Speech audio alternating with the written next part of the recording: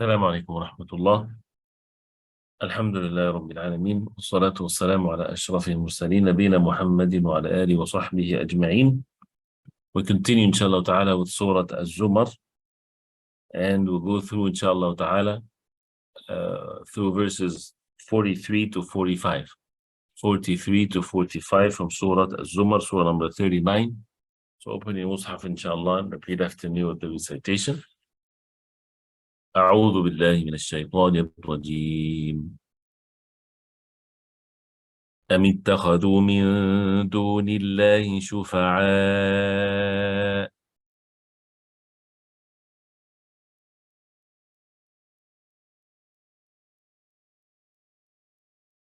قل أولو كانوا لا يملكون شيئا ولا يعقلون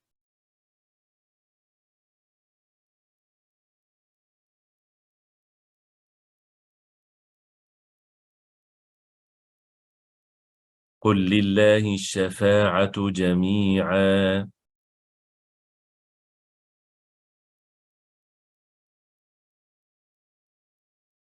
له ملك السماوات والأرض ثم إليه ترجعون.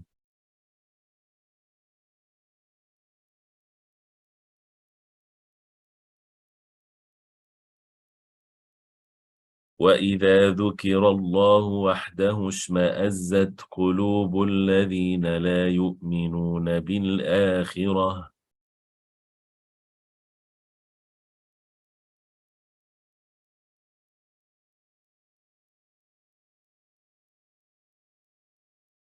وإذا ذكر الذين من دونه إذا هم يستبشرون.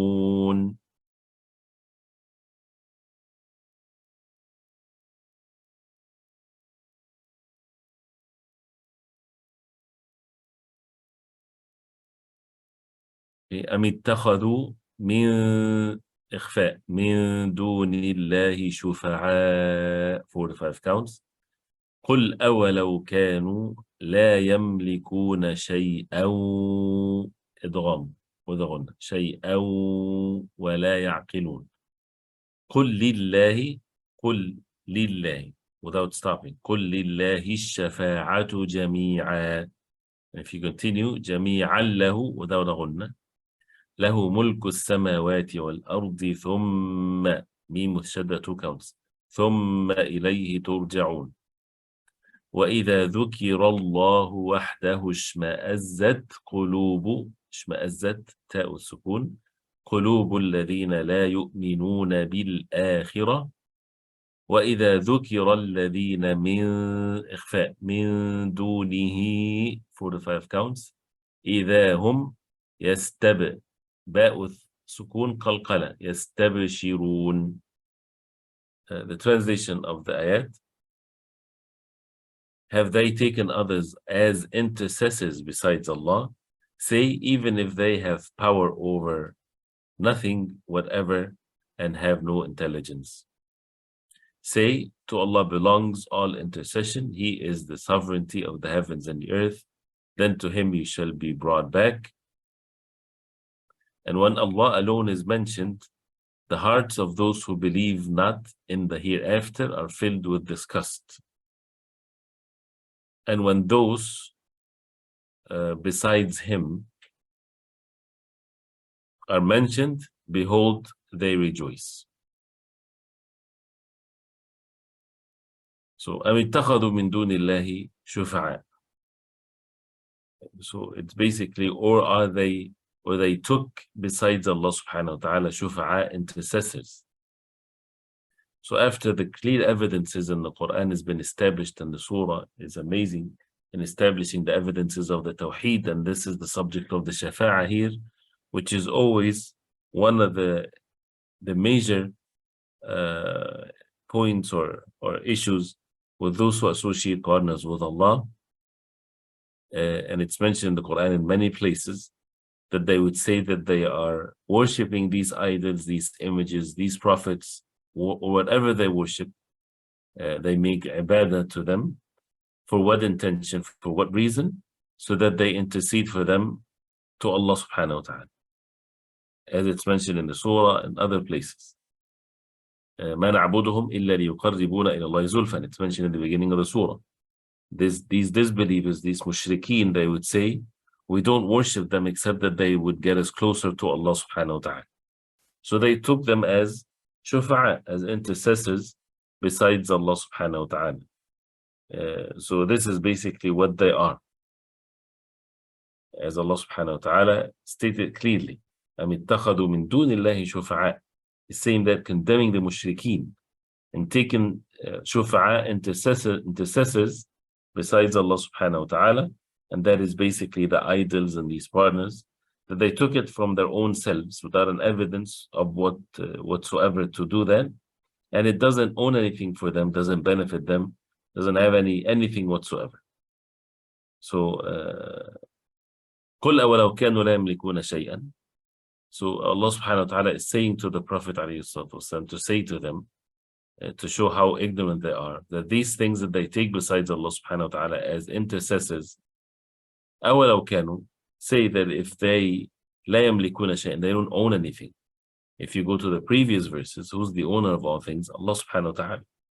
This is always the way of the Quran. If you read the Quran, it leaves you with nothing but the fact that Allah subhanahu wa ta'ala is the most exalted, is the Lord of the Alameen, and that the creation of Allah, they have nothing whatsoever. They are creation of Allah. They own nothing. And Allah subhanahu wa ta'ala is the one that is nothing is the like of Him in His power, in His wisdom, in His mercy. So how can someone associate partners with Allah? This is so evil that someone would worship other than the creator of the heavens and the earth. And it doesn't matter what their excuses are. Even if their excuse is to get closer to Allah, who gave them that permission to worship Allah subhanahu wa ta'ala in such a way. And let along these things, they do not own anything to them by Allah subhanahu wa ta'ala. لا يملكون شيئا. They do not own anything, not even the weight of a mustard seed in the heavens or in the earth, or even less than that, or even bigger than that, as it's stated in the Quran. And these idols, there is no aql to them. There's not even reason for them that they can be attributed to them or being praised because of, as Imam Sa'di rahimahullah, he said, because they are stones, made of stones or trees or images of those who are dead. So can someone says that these things that they worship besides Allah has even intellect? Whoever is upon that, he is among the most ignorant whatsoever. And these people, they took these idols or these things as intercessors to Allah subhanahu wa ta'ala without thinking. They just did it. They just follows their ways of their forefathers, how the shaitan would deceive the people, and they just follow that. And the ayah is questioning as a question of denying this. How can that be? قُلْ أَوَلَوْ كَانُوا لَا يَمْلِكُونَ شَيْئًا وَلَا يَعْقِلُونَ. Think to yourself, if someone doesn't own anything and does not have any intellect or reason, how you can take them as intercessors between you and Allah subhanahu wa ta'ala. So it brings in the hearts of those who reflect upon the Quran, when you ask such a question, that it brings out from you the fact that there is no way that they don't own anything. How can they own intercession, or they can benefit the people, those who worship them? Then Allah subhanahu wa ta'ala afterwards state the fact. And in the subject of the shafa'a, to be clear, قُلْ لِلَّهِ الشَّفَاعَةُ جَمِيعًا. Say, O Muhammad sallallahu alayhi wa sallam, to Allah subhanahu wa ta'ala is the shafa'a jami'an, all of the shafa'a, no exception whatsoever. So say to those who claim that they took besides Allah as shufa'a or intercessors to get them closer to Allah subhanahu wa ta'ala, inform them clearly that the shafa'a is all owned by Allah subhanahu wa ta'ala, belongs to Allah subhanahu wa ta'ala alone. So if it belongs to Allah subhanahu wa ta'ala alone, and there's other verses that states that others will intercede, they intercede by the permission of Allah. It's given to them by the permission of Allah. So the only way that a person would know the shafa'a is through the revelation from Allah and upon those who are upon the tawheed of Allah. So because it all returns to Allah. مَنْ ذَا الَّذِي يَشْفَعُ عِنْدَهُ إِلَّا بِإِذْنِهِ. who would intercede by Allah subhanahu wa ta'ala except by the permission of Allah. So the ayahs state that clearly. قُلْ لِلَّهِ الشَّفَاعَةُ جَمِيعًا لَهُ مُلْكُ السَّمَاوَاتِ وَالْأَرْضِ. These idols that they worship besides Allah, they do not own anything. And Allah subhanahu wa ta'ala is the owner of the heavens and the earth. The sovereignty of the heavens and the earth belongs to Allah subhanahu wa ta'ala. He's the owner and He's the one that has full power over it. ثُمَّ إِلَيْهِ تُرْجَعُونَ, and you shall return to Allah. So also in the day of Al-Qiyam. So in this world, in the hereafter, everything is owned by Allah subhanahu wa ta'ala. As Imam Sa'di rahimahullah said, say to them, and how the sentence starts with Lillah, so that it doesn't leave any room for any other than Allah. To Allah subhanahu wa ta'ala belong all of the shafa'ah. See how the statement is mentioned, how the message of the Quran is very clear, does not leave any room for anyone to misinterpret it the way that they like. Even though they would find ways, but it's ways of those who are foolish. So to Allah subhanahu wa ta'ala belong all of the shafa'ah, because all of the matters is by Allah. And every shafi', everyone that intercedes, he fears Allah. The Prophet ﷺ, the best of all mankind, he was the perfect one in the fear of Allah subhanahu wa ta'ala. And no one has the ability to intercede except by the permission of Allah. So if Allah subhanahu wa ta'ala wants mercy for a slave, He would permit someone that He honors as a shafi'ah to intercede for him. And that's by the mercy of Allah for both. الشافع المشفع, the one that intercedes and the one that benefits from it. له ملك السماوات والأرض, to Allah belongs the sovereignty of the heavens and the earth. Actions and people and everything is owned by Allah subhanahu wa ta'ala.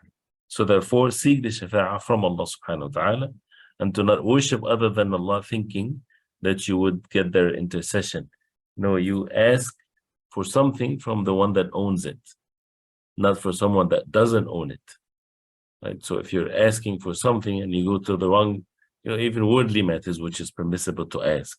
If you want to ask someone for a job, for example, right? You go ask for the one that would have means to benefit you, not the one that doesn't have any means whatsoever. And ثُمَّ إِلَيْهِ تُرْجَعُونَ. Then the third ayah, وَإِذَا ذُكِرَ اللَّهُ وَحْدَهُ اشْمَأَزَّتْ قُلُوبُ الَّذِينَ لَا يُؤْمِنُونَ بِالْآخِرَةِ. Allah subhanahu wa ta'ala talks about the mushrikeen here.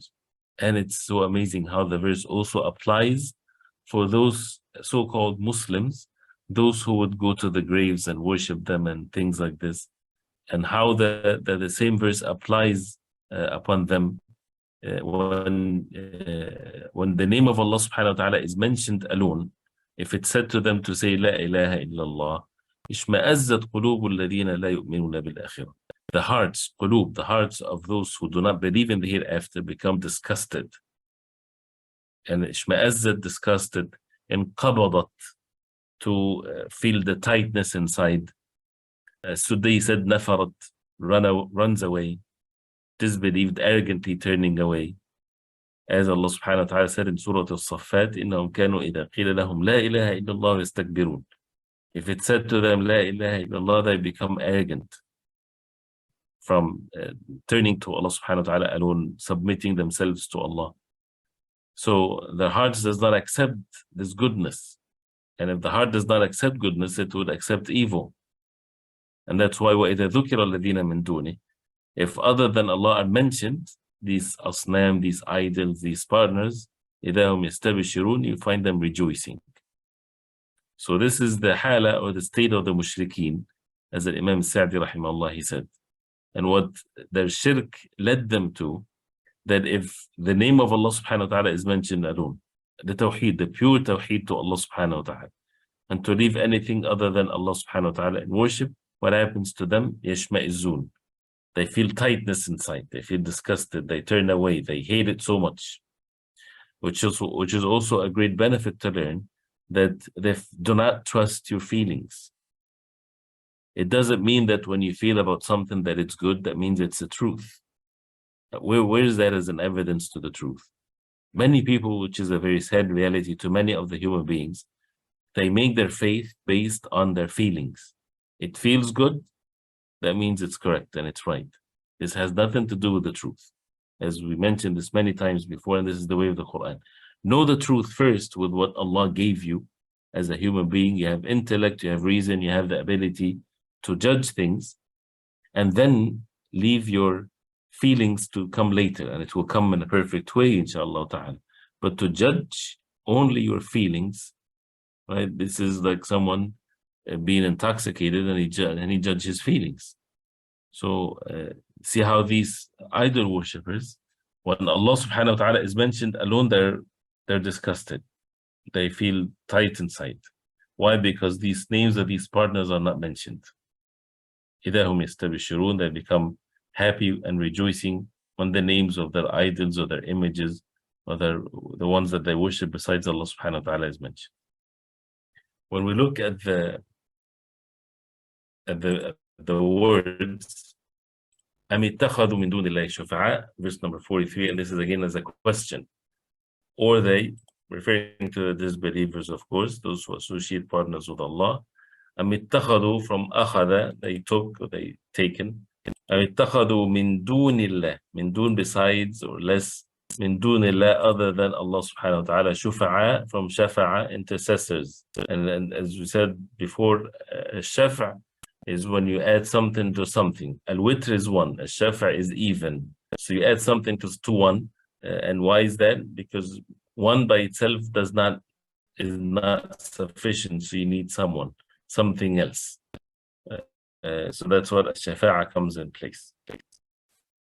قل, say Muhammad sallallahu alayhi wa sallam, أولو, this is the question. Hamza of istifham, of questioning, and waw and law, if. So ask a question that even if كانوا, they were, لا يملكون, they do not own, from malaka, meaning these idols, لا يملكون شيئا, anything, from sheen, ya, alif, wala, and they don't, wala يعقلون, and they do not understand, they don't have intellect, they don't have any aql.